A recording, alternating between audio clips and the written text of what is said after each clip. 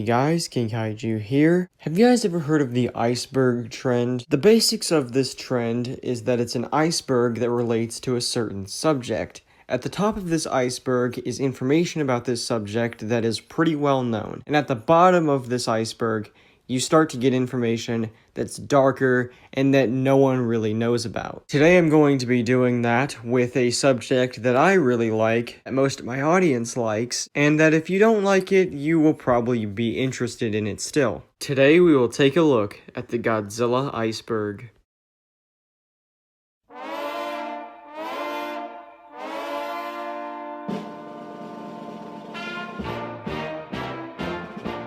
I'll start off with the top layer, the first one I'll look at being the Millennium Era. Running from 1999 to 2004, this was the third Godzilla era. There was 6 films in this era, that being Godzilla 2000, Godzilla vs. Megaguirus, Godzilla, Mothra, King Ghidorah, Giant Monsters All Out Attack, also known as GMK, Godzilla Against Mechagodzilla, Godzilla Tokyo SOS, and finally, Godzilla Final Wars. The Millennium series is usually regarded as pretty good by fans, and it's a pretty good place to start if you want to get into Godzilla. Personal favorites include GMK and Godzilla Final Wars, but I'll leave it up to you to decide your favorite.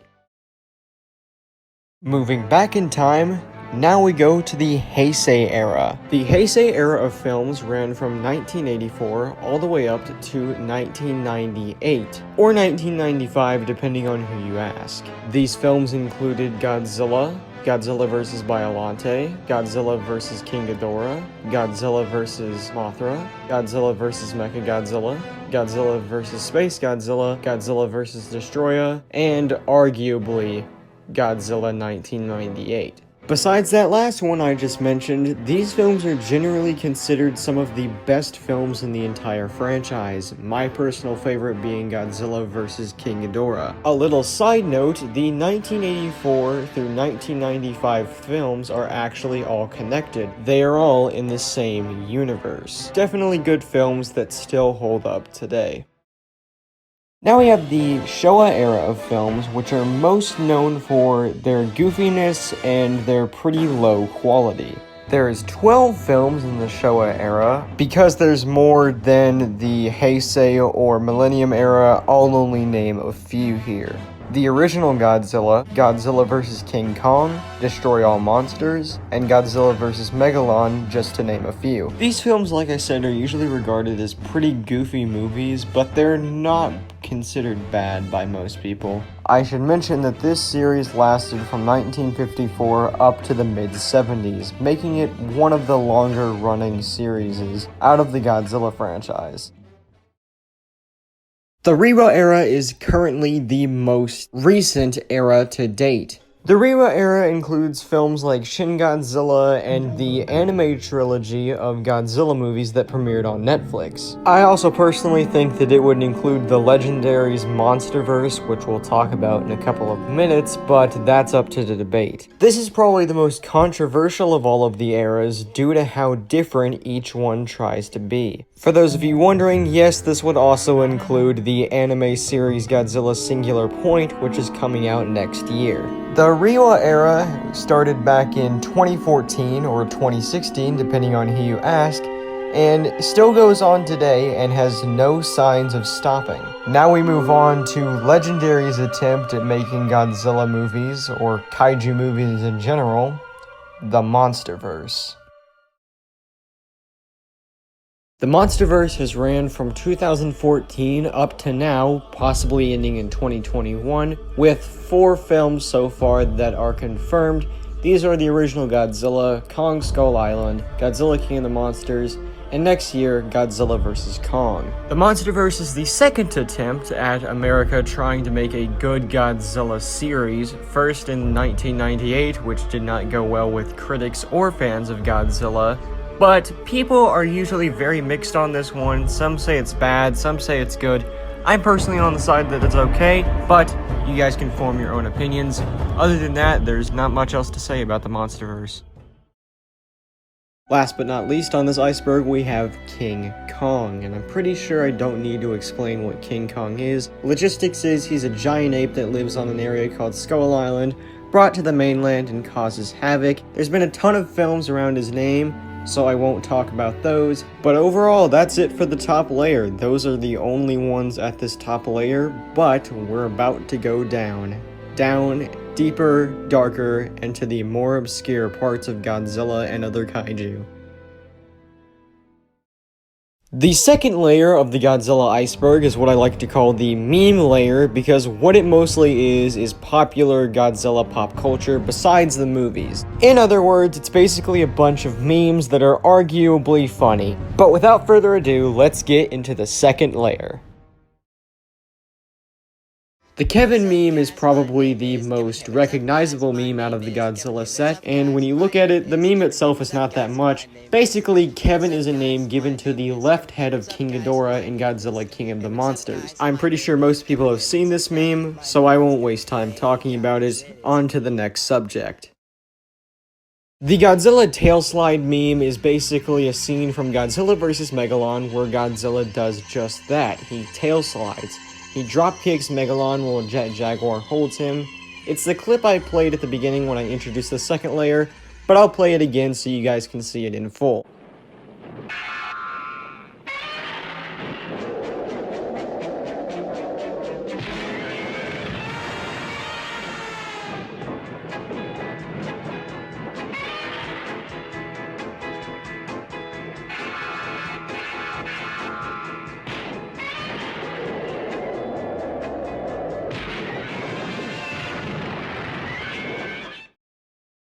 Godzilla the series was a follow-up to the 1998 Godzilla film, and unlike that movie, this was treated with more respect because a lot of people, including myself, actually liked it more than the movie. The series itself had more monsters, more action, more likable characters, and even a couple references to the original Godzilla films from Toho. The world will thank me once my creation has quelled the threat of Gojira. Hey. It's Dr. Ifukube, we collected this specimen near the disaster zone. The series itself is really good, and if you haven't seen it, I definitely recommend you watch it. It is pretty awesome. Marvel Godzilla is pretty simple. Marvel made a comic book series that had Godzilla in it. It ran for a couple issues. To what I can tell, most people think it's alright. And that's all there really is to say about it. But this is not the last time we will mention Marvel Godzilla. We now have the one that I was least looking forward to when I was making this video, Mothzilla. If you don't follow the Godzilla community, you probably don't know what Mothzilla means, but basically it is a term given to ship Godzilla and Mothra, specifically in Godzilla King of the Monsters. In my opinion, it's kind of weird, but you know what, to each their own. Next layer. We now move on to the third layer, which is where we start to go off the deep end. Scrapped films. I won't go into too much detail on this one because we'll later talk about most of these scrapped films, but just know going forward there is a lot of them. But if you want to know a few, I'll put a list up on screen right here. As you can see, there's a ton of unmade Godzilla movies. This is just the tip of the iceberg though, no pun intended. Let's cover a few more of these lost films, shall we? Before we do though, let's talk about a couple other Toho kaiju films. Two that immediately come to mind for me are Varan and King Kong Escapes, but these are not the only two, and I definitely recommend that if you haven't seen any of the other Toho kaiju films, you definitely go and see them. Now we move on to something a bit darker. The NES Creepypasta of the Godzilla Monster of Monsters. The story is about a cartridge of the NES game that is cursed by a demon of sorts named Red. To amplify the factor of creepiness, the writer himself has a dark past that Red uses to his advantage in fighting the player. Unlike most creepypastas, it's actually pretty good and I do recommend it, but if you don't like reading, it is available on YouTube to listen to through Goji73. He did a full audiobook, I guess you could say, of it, and it's up on his channel right now if you want to go and watch it. Godzilla vs. the Wolfman is an unreleased film that is basically what the title says, Godzilla fighting a giant wolfman. Toho never said the film actually could be made though, and they never approved it. However, with that being said, the director of the film has been trying to get it out to fans for a very, very long time, and he has shown various clips of it online so that we can see what the film actually looks like, and it looks alright. There isn't much else to say other than that about Godzilla vs. the Wolfman. Godzilla vs. Batman is another scrapped movie, which the title basically tells you the entire plot. Godzilla fights Batman. The film was set to be released in the 1960s, somewhere between 1965 and 1968, but that never happened. As to why, I cannot find out. Bagan is the name given to a Godzilla monster that never appeared, and he is probably the most famous Godzilla monster to never appear. Bagan is best explained as Destroyer before Destroyer even existed. In the scripts that he was written for, he's been everything from a protector of Earth to a god of destruction. To what I know, the only role that Bagan has not been cancelled from is the video game Super Godzilla. Bagan in that game is presented as the final boss. He's kinda like Shao Kahn for Godzilla. Bride of Godzilla was going to be one of the first ever Godzilla films, but it was sadly cancelled. The film would have taken place after Godzilla raids again, when Anguirus and Godzilla come back to fight once more. However, a mad scientist builds a robot to fight them. I don't know any specific reason this film was cancelled, but just looking at the plot, I think Toho made a safe bet in not releasing this movie. This next one is pretty simple. In 1985, Dr. Pepper made an advertisement starring Godzilla. I'll show you guys a snippet of one of the few advertisements they made promoting Dr. Pepper with Godzilla. Oh, what could he want? Unless we find something to appease him. We're doomed! Hold out, hurry out of the ordinary. Hold out for Dr. Pepper. Godzilla vs. Charles Barkley was an advertisement campaign that was inspired by Michael Jordan vs. Bugs Bunny, which was a Nike campaign. The advertisement is up on YouTube if you want to go and watch it, but it's pretty hilarious seeing a pretty famous basketball player going up against the Big G.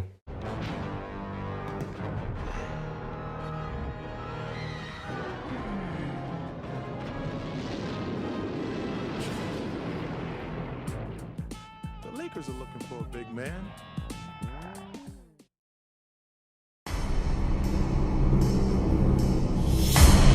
The fourth layer is where we start to get into the darker stuff. I know I said that in the last layer was when we started to go off of the deep end, but this is really when it starts to get more obscure than most people probably know. So without further ado, let's get into the first subjects of the fourth layer. I know it might seem like I'm showing a lot here, but the one I want to highlight is Godzilla, Varan, Baragon, and Anguirus Giant Monsters All-Out Attack, which was an alternate script for GMK. There isn't much of a story behind this. Basically, the original script for Godzilla, Mothra, King Ghidorah, Giant Monsters All-Out Attack would have been Anguirus and Varan instead of Mothra and King Ghidorah. Toho approved the script, but they wanted Anguirus and Varan to be switched out with Mothra and King Ghidorah. Here is what Varan, Anguirus, and Baragon would have all looked like in that script. King Kong vs. Prometheus is a cancelled Willis O'Brien film that would later become Godzilla vs. King Kong. We will talk more about this subject later. Baragon and Gorosaurus Paris refers to a scene in the movie Destroy All Monsters where Gorosaurus pops up in Paris and destroys some buildings, you know, doing typical monster stuff. Landmark is about to be destroyed by the monster. People of Paris are holding their breath. Oh, for I am afraid that it has been destroyed at last. Yay, it's been destroyed, and the rest of Paris. However, originally the monster Baragon was going to fill out this role. To what I've heard, Baragon was replaced with Gorosaurus because there were some production issues with Baragon's ears that were very difficult to film. Godzilla vs. the Devil has a very interesting story due to the fact that it was thought to be a 1978 proposal for a Godzilla film. In reality, however, this was just a misconception of Godzilla vs. Bagan, which was an actual concept for a film. Godzilla vs. the Devil, however, was not. It never really existed, it never was a concept, and that's the story behind Godzilla vs. the Devil. Godzilla time travel theories. I did not know what this was when I was making this video, but I looked into it and basically there's a ton of theories around Godzilla vs. King Ghidorah. In that film, there's a lot of time travel usage and it kind of gets pretty confusing and there's a lot of plot holes and there's a lot of people that have tried to explain it, and that's what this is basically about. There's a lot to go over with it, so I won't cover it in this video. If you want to go and look into it for yourself, just type in Godzilla time travel theories in Google and you'll find a lot of information about it.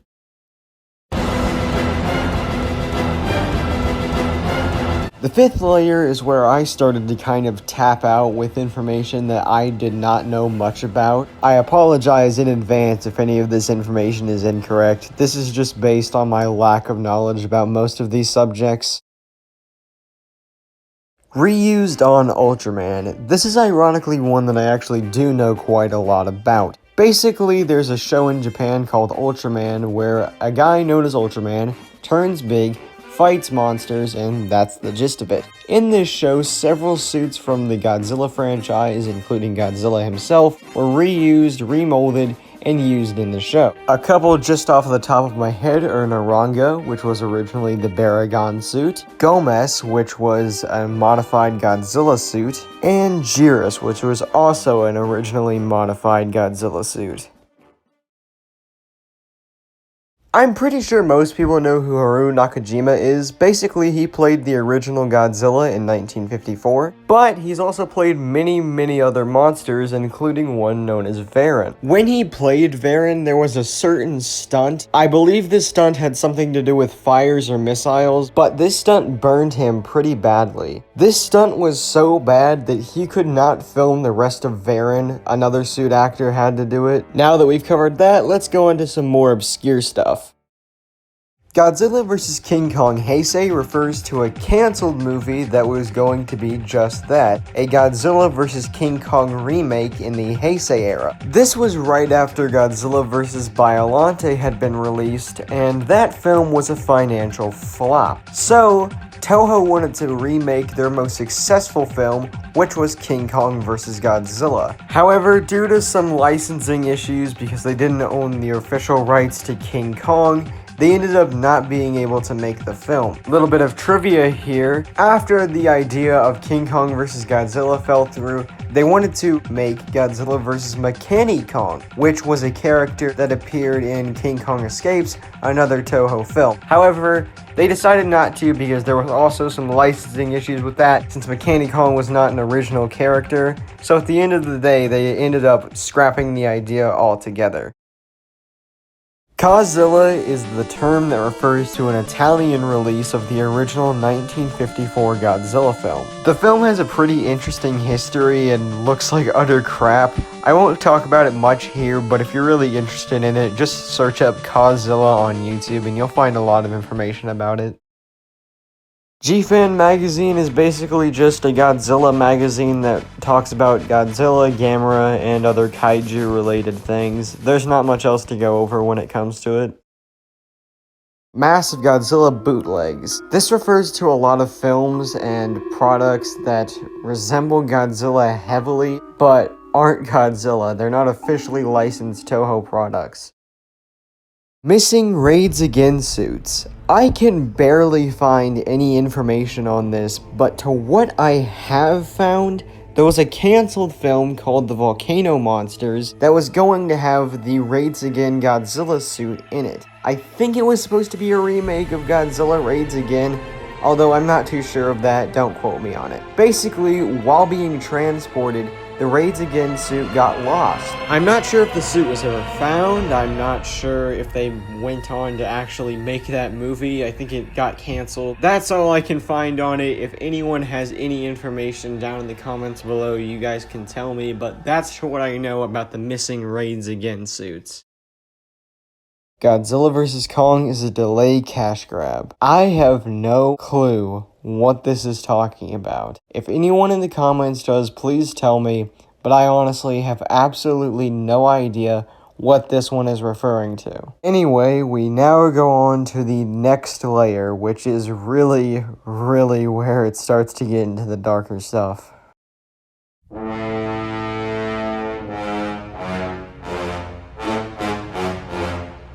This layer has a lot of things, from Destroyer theories to Stanley trying to buy Godzilla, but let's get into the actual layer itself to see this. Latitude Zero takes place in every timeline. Latitude Zero is a film made by Toho, and I'm assuming that it is saying that Latitude Zero takes place in every Godzilla era. I'm not too sure about this one. If anyone wants to comment about what they think this means, they can. I can't find any information on it, but if anyone out there has any, please feel free to share. Destroyer was always foreshadowed. This refers to, well, what it says it does. Destroyer was always foreshadowed. Within the Heisei series, you can see little clues here and there that Destroyer was coming. One that I find really interesting is in Godzilla vs. Biollante. In an office room, you can actually see the oxygen destroyer sitting on the wall. There's other little clues, like throughout most of the Heisei era, there's monsters that transform, and Destroyer was the final monster that did that, and the one that used it to its greatest effect. Also, throughout most of the Heisei era, there's a lot of themes about not using dangerous weapons that could possibly destroy the entire planet, and in Godzilla vs. Destroyer, this theme is highlighted a lot with, I think it's micro-oxygen technology, something along those lines. Someone can correct me in the comments if I'm wrong. I suggest y'all go look into it because it's pretty interesting to see the little hints and clues throughout the series, but it's a pretty interesting little fact. Godzilla political cartoons. Throughout Godzilla's existence, he's had several political cartoons made. Actually, several is a pretty bad word for it. There have been many political cartoons made about Godzilla. In fact, in Godzilla movies, there's quite a few political and propaganda messages. We'll talk more about this later, but just know for now, Godzilla is involved in politics quite a lot.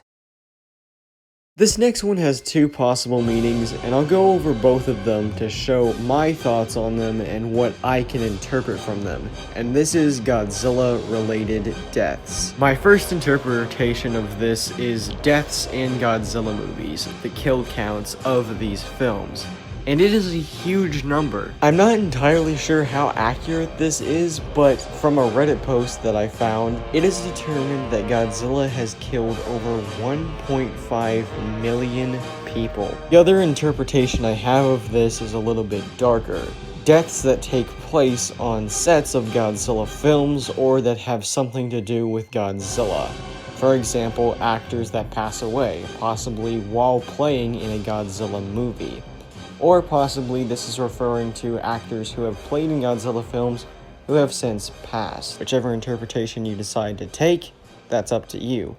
But either way, this is somewhat dark. Godzilla vs. Public Domain.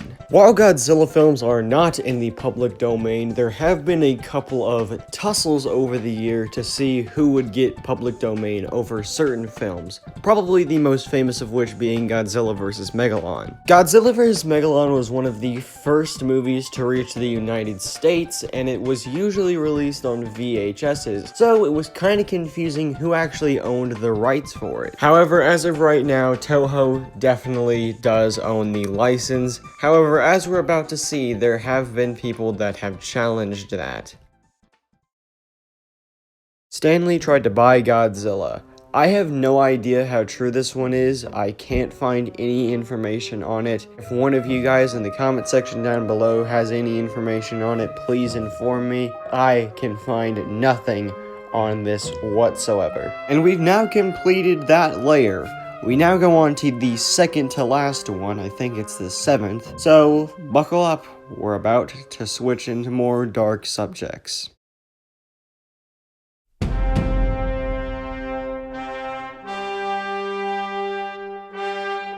This next layer is basically like all of the other layers, deeper and darker as we go down, so let's not waste any time and let's talk about it. Godzilla films take place in the same continuity as other horror classics. This one kind of explains itself. I'm not sure if this is confirmed or not, but it would make a lot of sense actually. So yeah, pretty cool little fact. Let's move on.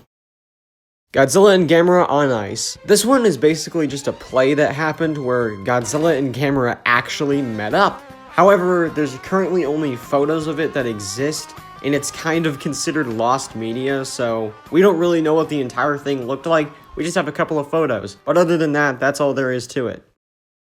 King Kong vs. Godzilla killed Willis O'Brien. Do you guys remember earlier when I talked about King Kong vs. Prometheus? Well, I also said during that King Kong vs. Godzilla was the result of that. However, Willis O'Brien was very, very unhappy with this, and I think this is what this entry is trying to refer to. I'm not sure if I would go to the extent at saying it caused his death, but I am aware that Willis O'Brien completely stopped making films. Well, that's actually kind of a lie. He did animate a short little piece of another film before he retired, but King Kong vs. Godzilla completely and utterly stopped his film-making career. Gorats are chimeras. I'm going to assume this is a theory because I can find literally nothing on it. As far as I can tell, it has no backing behind it, but that's probably because I can't actually find any information on it. So with that out of the way, we now move on to the last part of the 7th layer.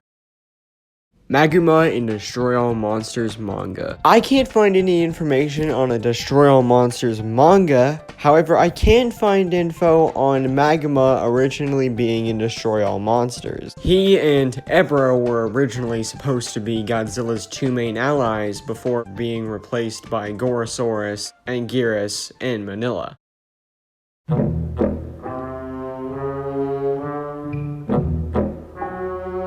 Yep, we've made it to the 8th layer, the final layer of them all, and by God has this been a hard process to go through. I have spent days, weeks, possibly even months editing this video, and finally I've got it done. I just need to do one final layer and it will be over. So, if you will excuse me, let's get into the 8th and final layer.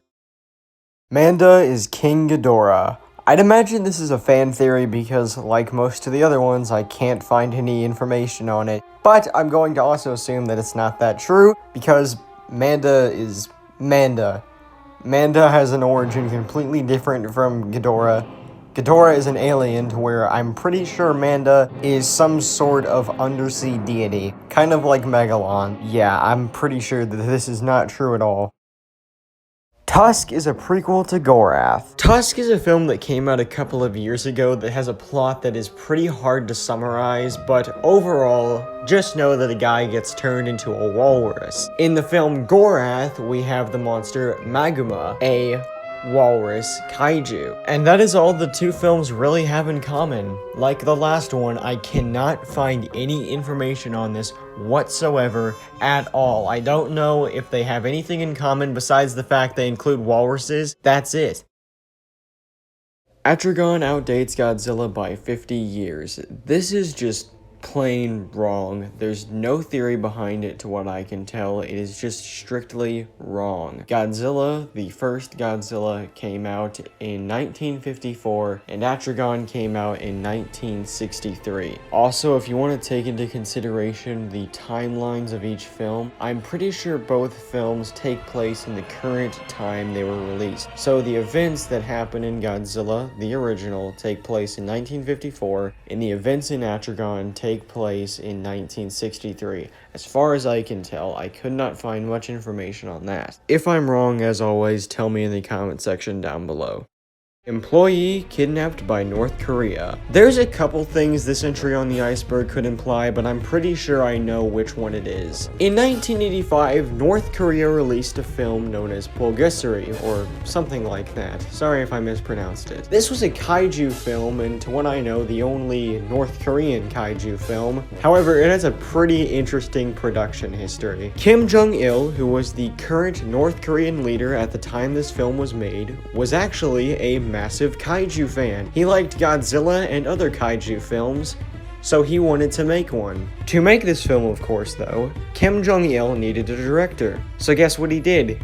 He kidnapped one. The name of the man who directed this movie is Shin Sang-ok, or OK, I'm not sure how you pronounce that. My apologies if I pronounced it wrong. But because he was kidnapped, he really didn't have a choice. If he didn't want to direct it, that really wasn't up for discussion, because it's North Korea. However, thankfully for Shin, he managed to escape to the United States after he got done finishing this movie, so that's good for him. AJ Tsuburaya propaganda films. This one is pretty short. One of the creators of Godzilla, known as AJ Tsuburaya, who was also the creator of Ultraman, made several propaganda films in his early days of film work. In his early life, he joined the military, so that's probably why he made some of these propaganda films, but of course, we all know him today as one of the best directors Japan ever had. Japan would have been nuked if King Kong didn't win. Basically everything that I have not known about on this list, I have put it up as a theory because that's what I am assuming most of these are. However, this one, if it is a theory, is one of the stupidest theories I've ever heard because it is simply not true. There is absolutely no way that this is a true statement whatsoever. We would definitely know by now if this was true. It would have been in mainstream media everywhere at the time. As well as that, we would have probably went to war with Japan if this was true. So this is just flat out wrong. Japan would have not been nuked if King Kong did not win. This is simply just stupid propaganda. So that was the Godzilla Iceberg. I'm very, very glad I managed to get this done. You guys probably just sat through this video like, yeah, that was okay. But seriously, this thing took me 2 months to make. Probably over 2 months. It's taken a very, very long time for this video to get released. I tried my hardest to get everything done. If I managed to get something wrong, however, please inform me down in the comment section below so I can correct that mistake later. So thank you all for watching, and I will see you all in the next video. Damn, does that feel good to say.